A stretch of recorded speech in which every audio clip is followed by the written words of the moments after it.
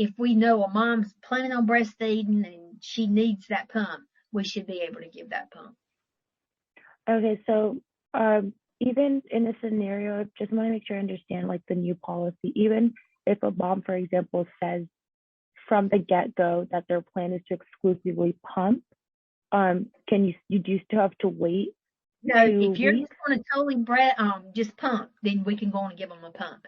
If they have Okay, twins, we can go on and give them a pump. If a baby's okay. in the hospital, we can go on and give them a pump. It's just these full-term mamas coming home, and like I said, That a lot express of that them. they want to breastfeed, so you kind of like wait 2 weeks, basically. Hold on one second.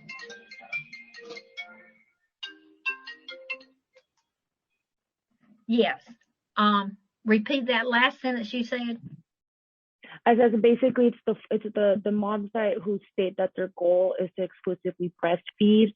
That's when the 2 weeks That's right. stipulation comes into effect. Okay. And like I said, I can see that. I mean, that's fine. But if we see, my thing is, if I'm at a home, say if I'm making home visits and I'm at a home visit and this mama says, I'm engorged, I need a pump because she's going to be engorged and I can't get my baby to latch on. Well, if I get out there or even here at the office, if I get the baby latched on, mama's nursing good, everything is going good, then mom don't really need a pump right then. And I can explain, you really don't need a pump right now. You need to just breastfeed your baby.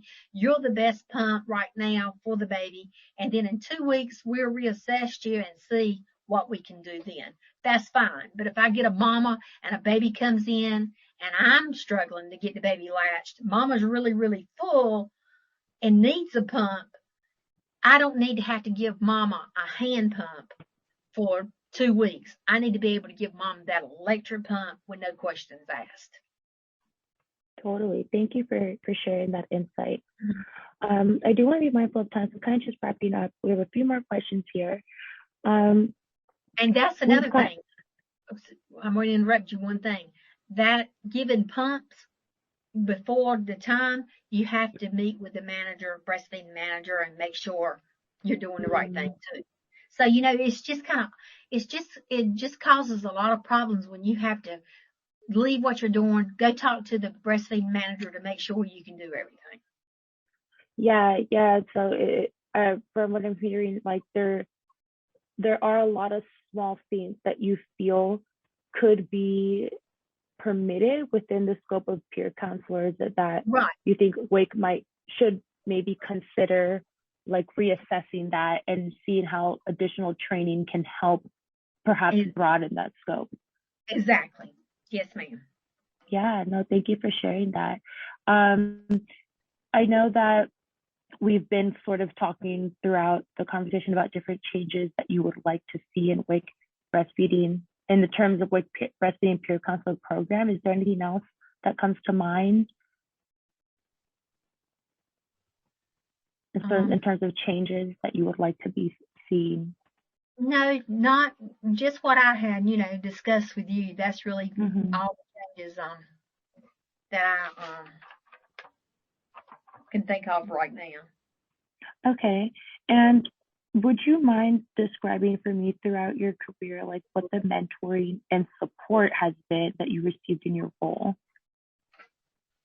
Okay, you were breaking up repeat that question. Yeah, totally. I was just wondering if you could describe for me on kind of the flip side of the coin, how has the support that you have received in your role as a peer counselor been with WIC, and what has helped you feel supported, and if not, what would you change to feel that support? Yeah, I think the training and everything has really helped me. Hannah is a very, very good regional coordinator. She, if you need her, all you got to do is email her.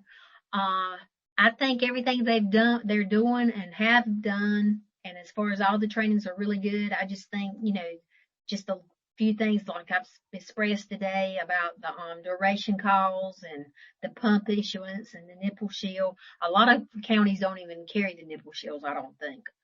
But if a mama needs it, you've got it there, and that's a tool that you can use to work with. And I mean, everything is fine. Everything is good. Okay, awesome. Thank you for sharing that. And we did kind of touch on this also earlier, but I did want to just clearly ask about your relationship with other lactation professionals in the community and in the hospital. If you felt that that was a working relationship or if it's something that can improve. But I recall you saying that you are able to easily contact other professionals in the community or near hospital if you need to.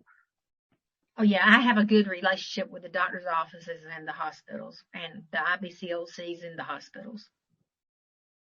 Is what would you say like helped you build that relationship, and like, for someone that's going to be coming in perhaps 4 years down the line or 5 years down the road after you're retired, what could they do to kind of build or maintain that relationship?